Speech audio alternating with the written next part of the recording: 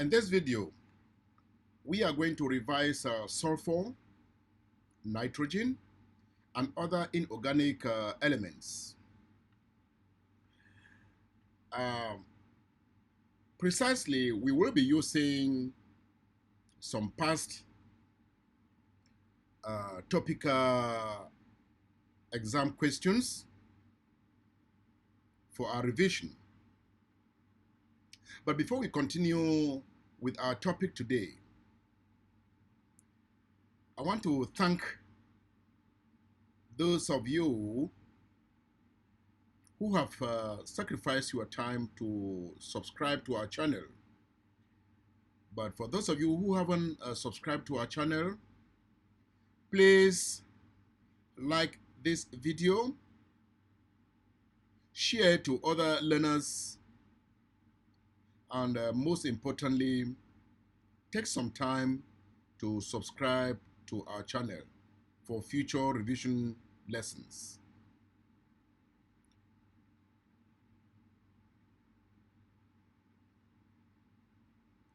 Let's get started.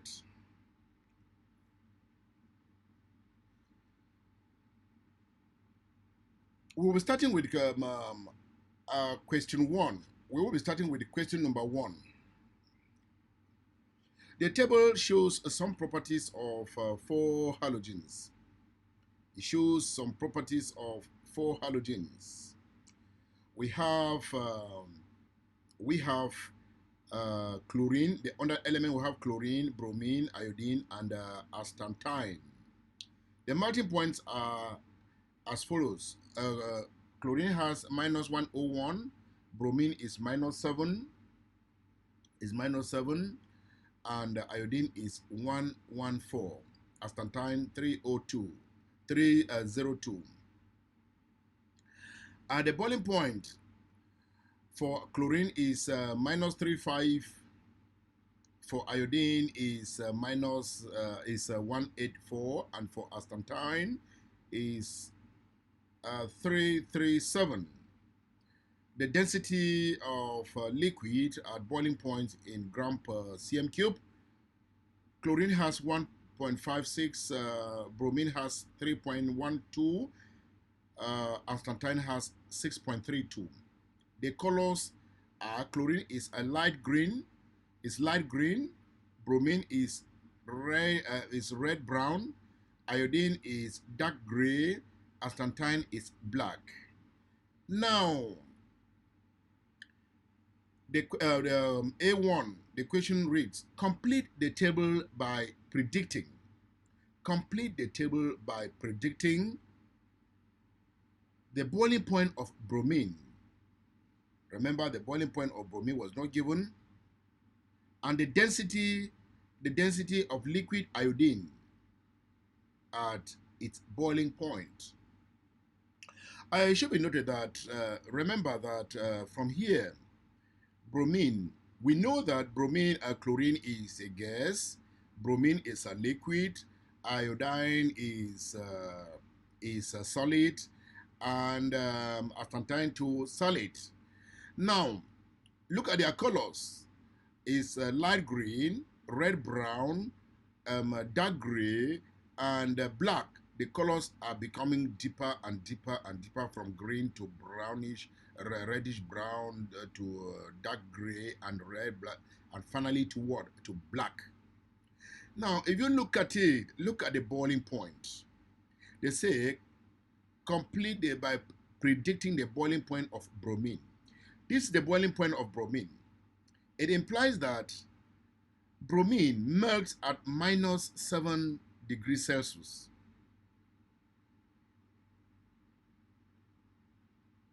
-7 degrees Celsius. Then, it boils at a certain temperature. Boiling is when it is a liquid.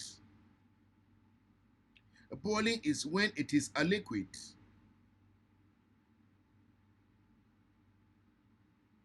Boiling is when it is a liquid. So looking at the boiling point, The boiling is when it is a liquid, but it melts here at minus 7 degrees Celsius. Water boils at 0 degrees Celsius. Water boils at 0 degrees Celsius. But bromine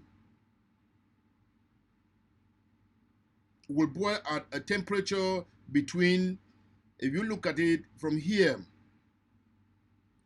if you look at it critically, you will see that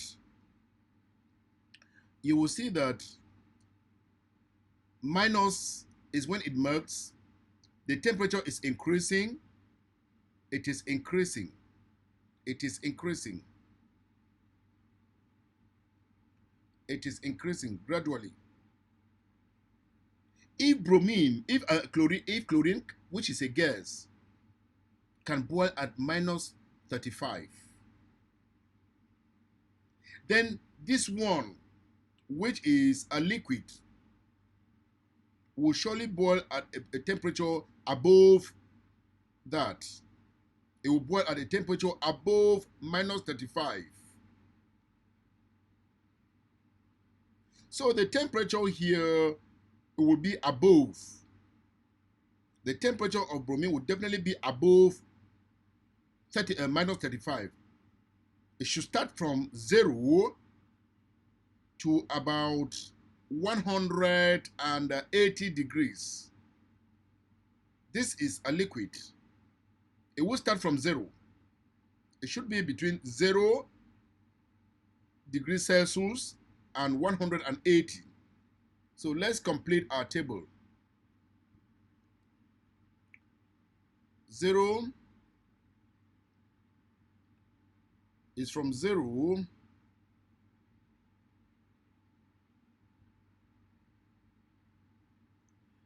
degrees Celsius to about 180.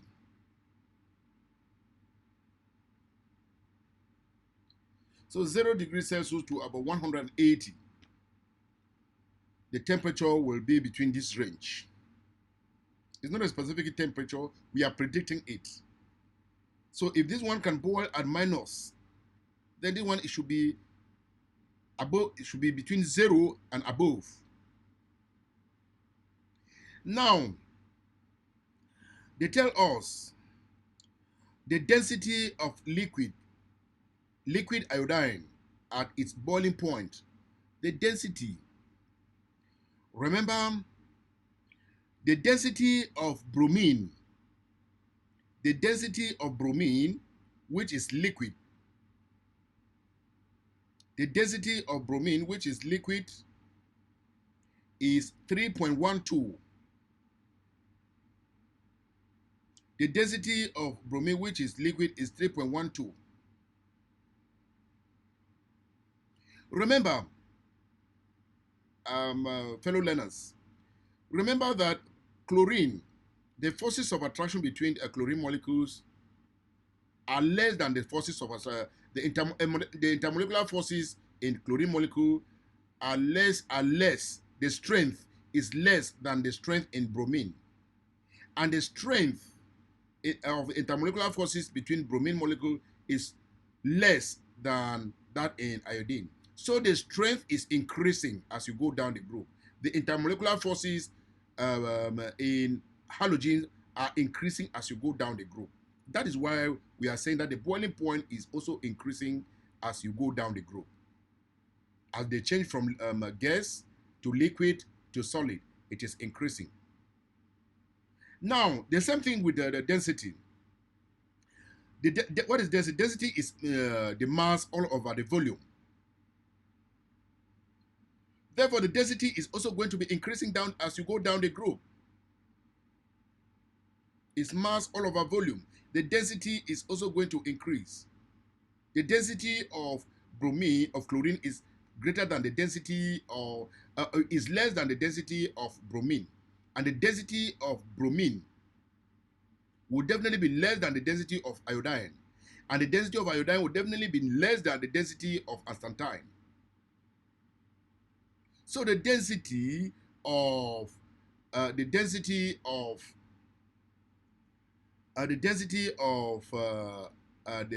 of iodine will definitely be something like um, the value will be between 3. This is 3.12. It should be about 3.5.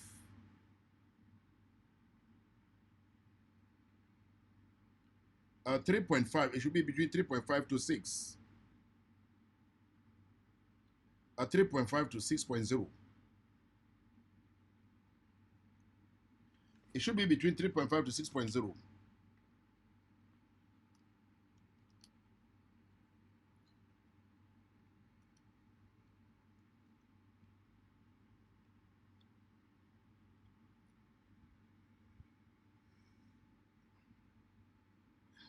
So that is what you are, that is what you are, how you are supposed to get it.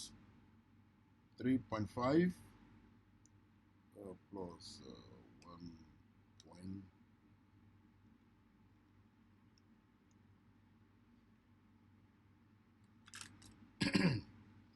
So that is how you are supposed to do it. You are predicting. Now, describe the trend in the depth of color. Describe the trend in the depth of color of the halogens down the group. As you see from the colors here, light green to red brown, now to dark gray, and to black. You see that the depth of the color, the depth of the color is increasing from light green to red brown, then to dark gray, and finally to black. The depth of the color is increasing as you are going down the group. So we can write in our description of the trend in the color that the color increases in depth down the group. Deduce the state of chlorine at minus 5 degrees Celsius. At minus 5 degree at minus 5 degrees Celsius, at minus 5 degrees Celsius, you should know that of chlorine at minus 5 degrees Celsius, here the state at minus 101, then at minus 5 degrees, that is about half of this, it is still going to be a liquid.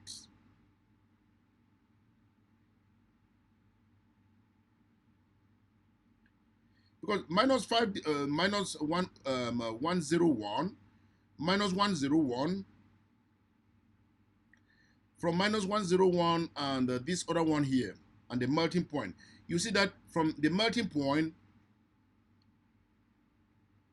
and the boiling point, the difference, we can say it is liquid because minus 50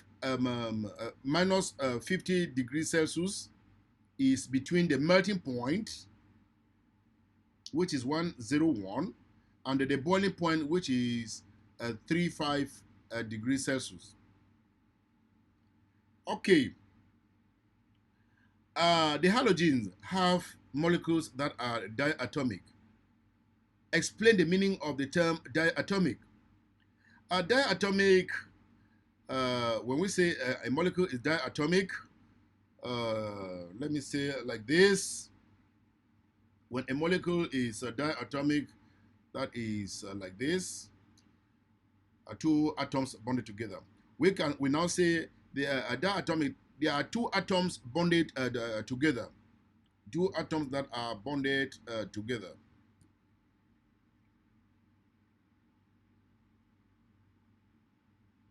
There are two atoms that are bonded together.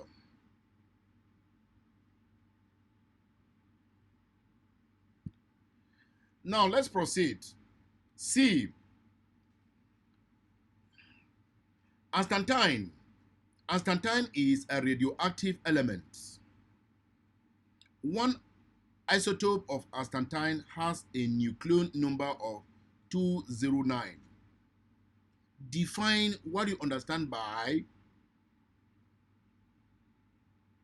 nuclear number. We have been talking of nuclear number. Initially, I told you that the nuclear number, or what we call the mass number, nuclear number, or what we call the mass number, it is the number of protons and the number of neutrons in the nucleus of an atom. So we can say nuclear number is the number of protons plus neutrons. That is just all. Number of protons plus neutrons in the nucleus of an atom. It's okay. I'll state one medical use of radioactive isotope. Radioactive isotopes are very, very important in the medical field today because they have strong waves. They are used for cancer treatment. They are used for cancer treatment. They help to kill the cells of the cancer cells. Their rays are very powerful that they help to kill the further growth of cancer cells. So we can summarize it by saying that they are used for cancer treatment, or they are also used as tracer for thyroid function. The isotope 235, that is uranium, is also radioactive. State the major use of this isotope of uranium. In the modern world today, it should be recalled that most companies or industry that require high energy are not relying on the hydroelectricity.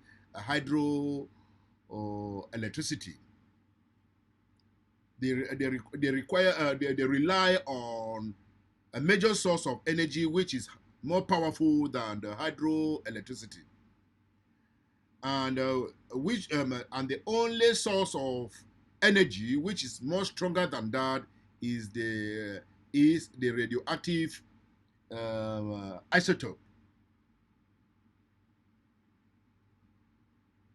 So the nuclear energy is the major one. The nuclear energy is the major source of energy, and it comes from all this. Nuclear energy is more powerful than hydroelectricity.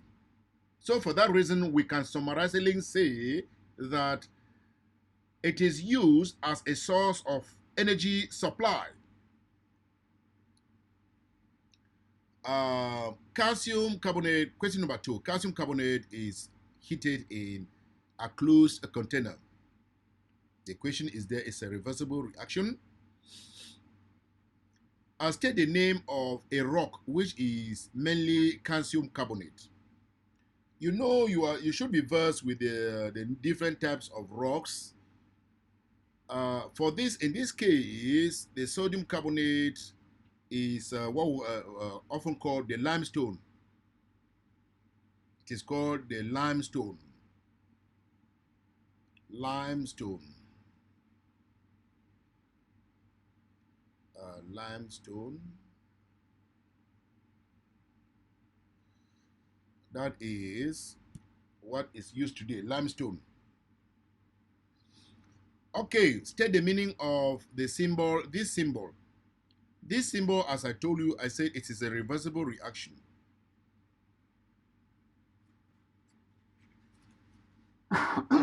Excuse me. This symbol is a reversible reaction.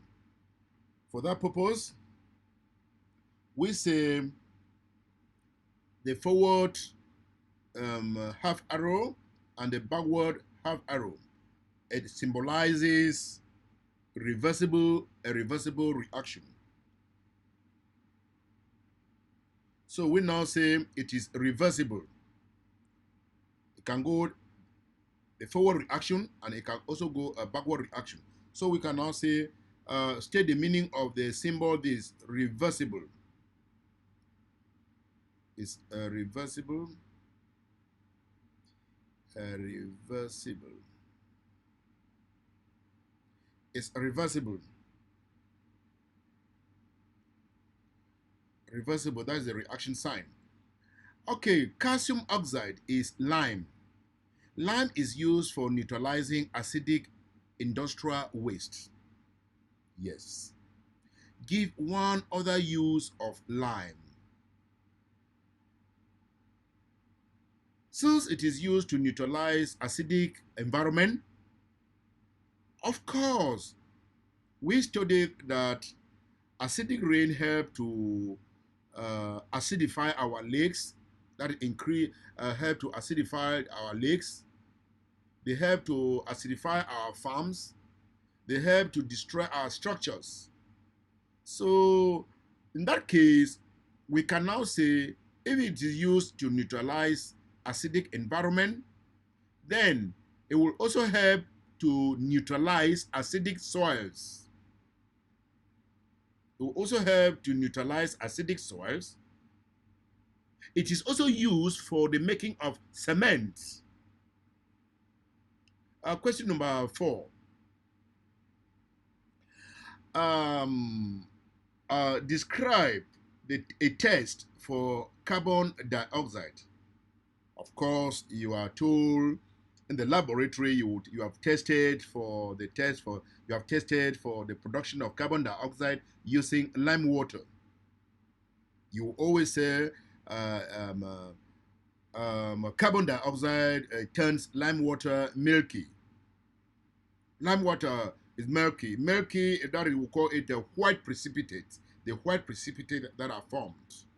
So we can now say the test is if we add lime water into a test tube containing carbon dioxide, there is a reaction in a test tube. Let me say there is calcium carbonate in that test tube. Calcium carbonate with, let me say, with dilute hydrochloric acid in a test tube. It produces a carbon dioxide. So addition of lime water into a test tube containing carbon dioxide. What will be your observation?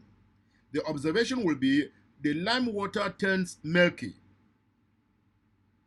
indicating the presence of carbon dioxide. Lime water turns milky. Or you can say it forms white precipitate with lime water. The milky nature is the white precipitate that is being formed. So lime water turns milky or forms white precipitate with lime water. The B part of it, carbon dioxide is produced when dilute hydrochloric acid reacts with calcium carbonate. Okay, it's just what I just explained in our previous question. This is the question is this. Carbon dioxide, dilute hydrochloric acid, calcium chloride, carbon dioxide. I mean, the calcium carbonate plus dilute hydrochloric acid, it gives calcium chloride plus carbon dioxide plus water. Now, complete the diagram to show the apparatus used to investigate the volume of carbon dioxide produced during this reaction. Let me say in the laboratory, in the chemistry laboratory, you have been given the apparatus now. You want to be collecting the volume of carbon dioxide that is being produced. Maybe you are just to collect the data on the volume of carbon dioxide that is being produced using a gas syringe. So what you will do, what you will need is you will need this apparatus that have been attached here. You will also need what we call a thermometer. You will also need dilute hydrochloric acid, which is up here. You will also need the calcium carbonate granules. You will also need water, and you will also need a thermostatically controlled water bath. The water bath here is just to keep that the temperature is constant. There's no increase in temperature because an increase in temperature can influence this reaction. So if we want the temperature to be occurring at a particular want the reaction to occur to be taking place at a particular temperature, we must maintain a constant temperature. And in order to maintain a constant temperature, we will need a water bath. This is a water bath basin containing water at a particular temperature, and we will use the thermometer to know it. So we will use the water bath here to maintain a particular water bath here and a thermometer to maintain a particular temperature. In that water bath, we will put this apparatus there, and the apparatus is linked to a gas syringe. In the apparatus there, which is cocked, we will put dilute hydrochloric acid and the calcium carbonate granules. As the reaction is taking place here, as the calcium carbonate is reacting with dilute hydrochloric acid, the bubbles of gas are being produced, and the gas will now move directly into the gas syringe, and it is being measured. Maybe you'll be taking it after every 5 minutes, after every 5 minutes, after every 5 minutes, or after every 2 minutes, or after every 1 minute. So as you'll be doing it, you will be collecting it. This is how the apparatus is designed. The apparatus is designed in this form with a water bath and the calcium carbonate granules inside mixed with dilute hydrochloric acid. If you draw this diagram, you have your 2 marks. Question number 3. Describe the effect of the following on the rate of reaction of dilute hydrochloric acid with calcium carbonate. What will be the effect of the following? 1. The temperature is decreased. Remember, if the temperature is decreased in temperature will lead to what? When the temperature of a chemical reaction is decreased, there is a decrease in the number of particles with energy equal to or above the activation energy. There is also a decrease in the frequency of collision. There is also a decrease in the number of successful collision, therefore leading to a decrease in the rate of reaction. So in that case, when you decrease the temperature, the rate of reaction is going to decrease. So we can summarize it here that a decrease in temperature decreases the rate of a reaction. Full stop. Now, the condition has changed. Calcium carbonate, the following condition, calcium carbonate powder is used instead of large pieces of calcium carbonate. This time around, all other conditions stay the same. This time around, the condition has, the nature of the reactant has changed. The reactant has changed from being large pieces of calcium carbonate to what we call a powder. So what will happen when we change from large number to a powder? There is increase in the number of colliding particles. And when the number of colliding particles they increase, since the thing has increased, since the thing has changed from larger sizes to smaller sizes, there is an increase in the number of colliding particles once more. Increase in the number of colliding particles will lead to an increase in the surface area of the particles. So now, once it is in a powdered form, there is an increase in the surface area of the particles. Then, this also increases the number of successful collision per second, hence increasing the rate of a reaction. So what we are going to summarize here, based on these facts that I have given here, what we are going to summarize here is that once the calcium carbonate is changed to powder, it will do what? And all other conditions stay the same. This increases the rate of reaction because of increasing number of successful collision per second. Now, question number 3. Sulfuric acid is made from sulfur. Sulfuric acid is made from sulfur. It is made from sulfur in a 4-stage process. It is made from a sulfur from a 4-stage process. The first stage is sulfur is converted to sulfur dioxide. The second stage is sulfur dioxide is converted to sulfur trioxide. The third stage is sulfur trioxide is converted into oleum. and the first stage is oleum is converted into sulfuric acid. How is sulfur converted into sulfur dioxide in stage 1? The only way you can convert sulfur to sulfur dioxide, is by heating sulfur in air. Heating sulfur in air. When you burn sulfur in air, sulfur dioxide is being formed. Question number 2. Describe how sulfur dioxide is converted into sulfur trioxide in step 2. Your answer should include an equation for the reaction, the temperature used, the name of the catalyst. Okay, it should be noted that when sulfur dioxide is burnt in air, this is passed through a catalyst. We call it vanadium 5 oxide, vanadium 5 oxide catalyst at a temperature of 450 degrees Celsius and at a pressure of 2 atmosphere, a pressure of 1 to 2 atmosphere. So you write the equation as we have been told. Write the equation, then use the equation to describe it. After writing the equation, we will say a mixture of sulfur dioxide and the oxygen is passed over vanadium 5 oxide, or what we call vanadium pentoxide catalyst, at a temperature of 450 degrees Celsius and at a pressure of 1 to 2 atmosphere, forming sulfur trioxide gas. Okay, question number 3. The reaction in stage 2 can reach equilibrium. What is meant by the term equilibrium? The rate of the equilibrium you should know from the reversible reaction.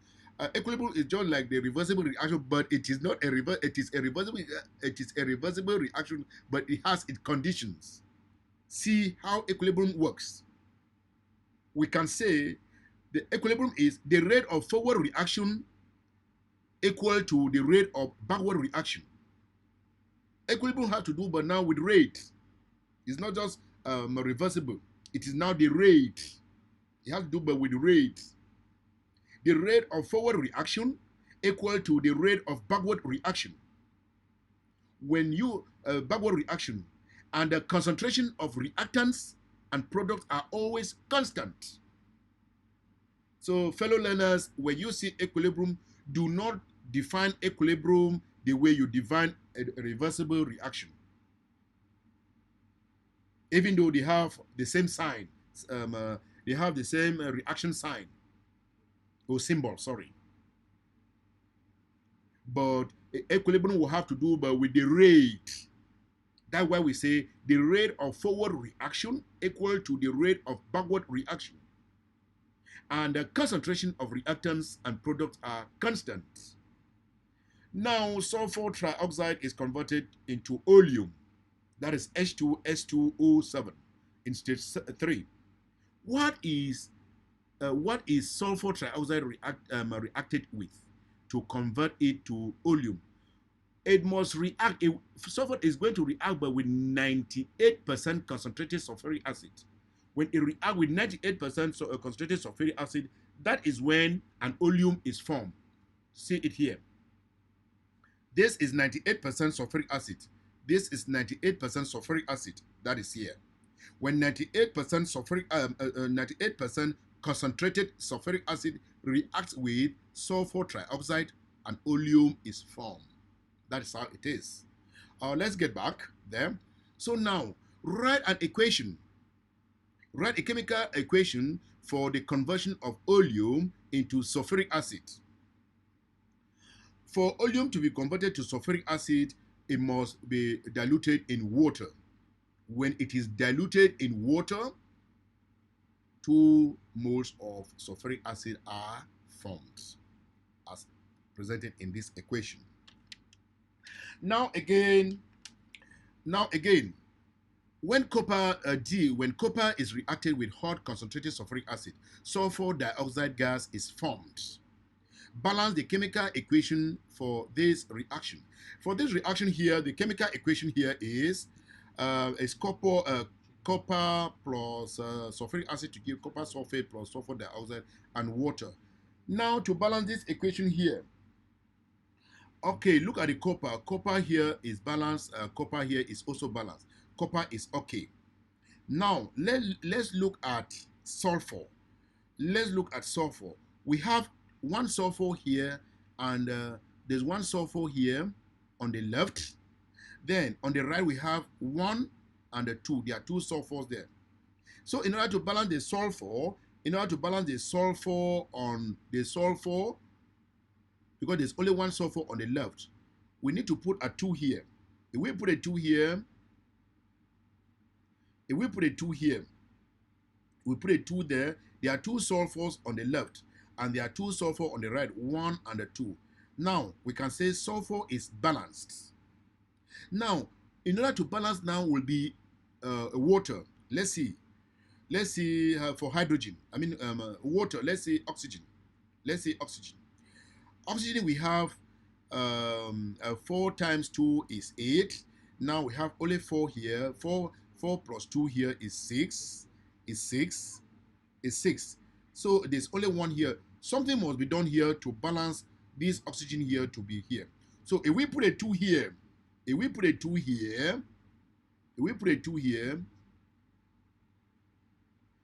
so we now have 2 oxygens here. The 2 oxygen plus this other 2 is 4, plus this other 4 is 8. And now we have 4 times 2 is 8. Oxygen is balanced. Let's see if hydrogen is also balanced. 2 times 2 is 4. Hydrogen here, 2 times 2 is 4. So now the equation is balanced.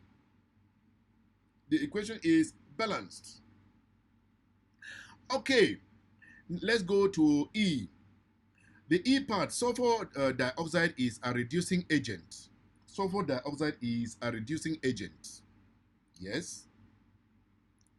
Give the color change that occurs when excess sulfur dioxide is bubbled into acidified aqueous potassium manganate 7. In our previous lesson, I told you that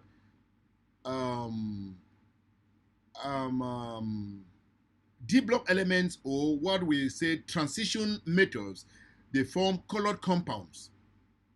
And the color of potassium acidified aqueous potassium manganate 7 is purple in color. It is purple in color. During titration, we don't even need an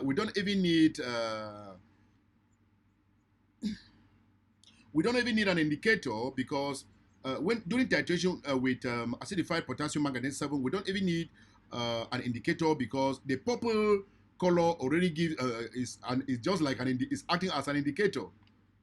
So now the starting color of the solution, because acidified potassium manganate 7 is purple in color, so the starting color of the solution is purple.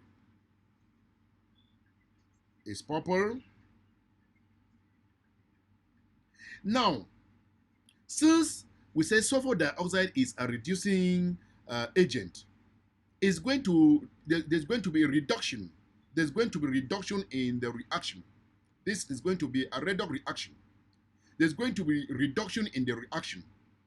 And in reducing the acidified potassium manganate 7, in reducing it, there's going to be a color change. And what usually happens is that there's going to be a color change. This is going to decolorize this to a colorless form. The final color of the reaction will be colorless.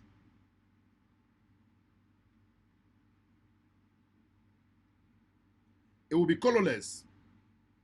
Now, when sulfuric acid reacts with ammonia, the salt produced is ammonium sulfate. Write the chemical equation for this reaction. Sulfuric acid, when sulfuric acid reacts with ammonia, this is H2SO4. It reacts with ammonia plus ammonia. It reacts with ammonium. Now, we are told that the salt is ammonium sulfate. Ammonium sulfate. Ammonium sulfate. Ammonium. Ammonium sulfate. Ammonium sulfate.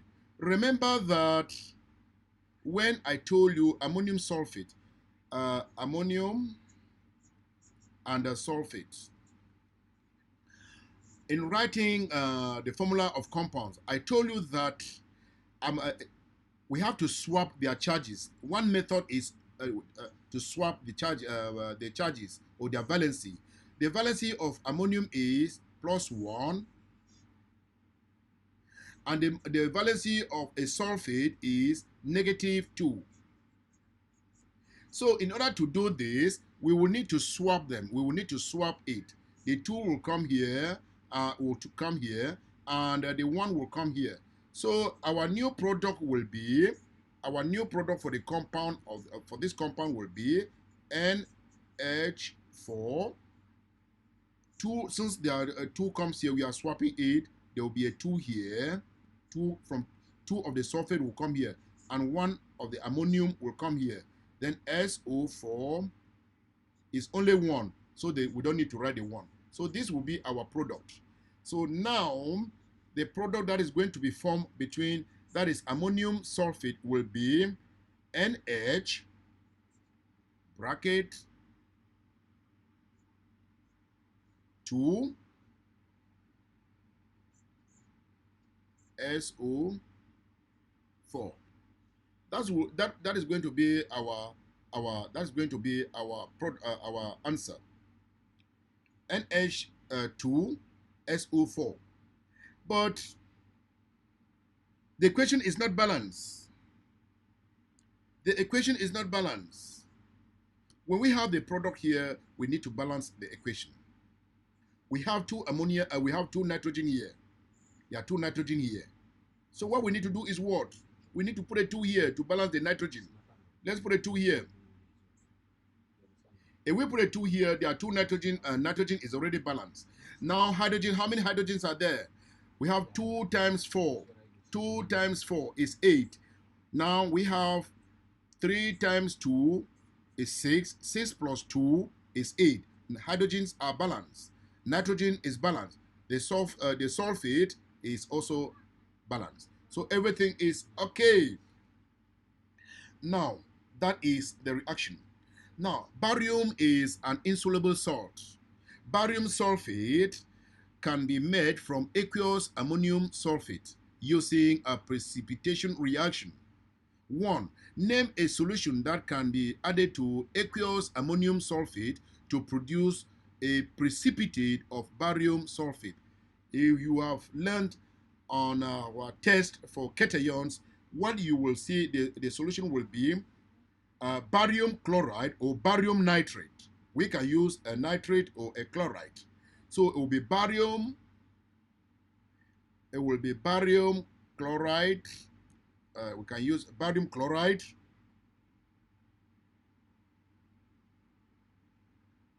barium chloride,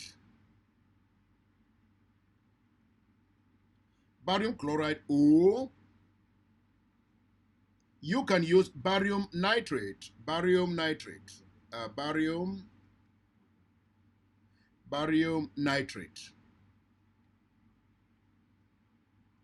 You can use that.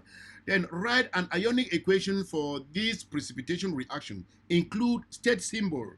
So now, if we are to write a reaction here, including the state symbol, what we are going to do will be, T is barium.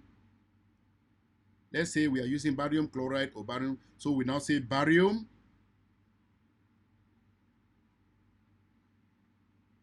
barium, that is 2 plus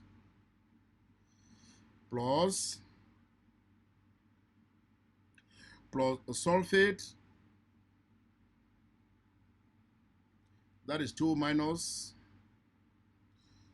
It will give us, this is going to give us barium sulfate.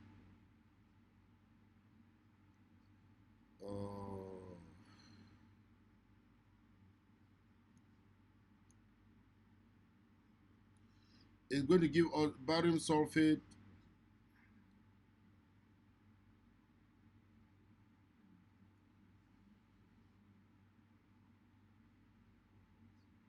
It's going to give us barium sulfate.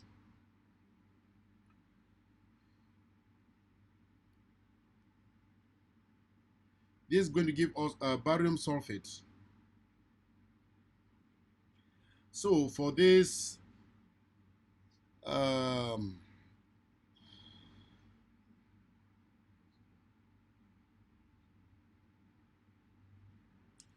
there is a technical error there. There is a technical error, please. Let me see if we can do it back again. There is a technical error, please.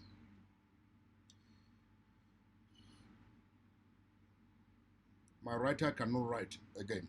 So now, precisely, I am saying that we are going to write, the equation is going to be barium 2 plus aqueous. The state symbol here is supposed to be aqueous plus SO4 2 minus aqueous to give us barium sulfate, which is solid. It is unfortunate that there is a technical error here. So once more, it is barium it is barium 2 plus aqueous.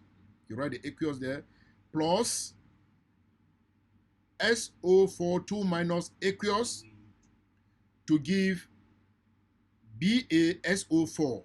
That is barium sulfate, which is solid. The state symbol must be included.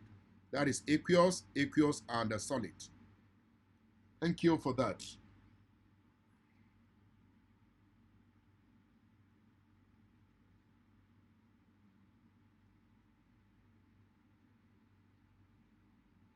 Okay. Well, thank you for that. So once more,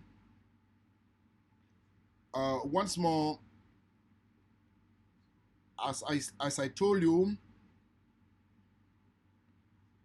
this is we just finished sulfur, nitrogen, and other inorganic elements. So we will be coming up now with organic chemistry. In our next lesson, we will be having organic chemistry. So thank you for listening. Thank you for listening.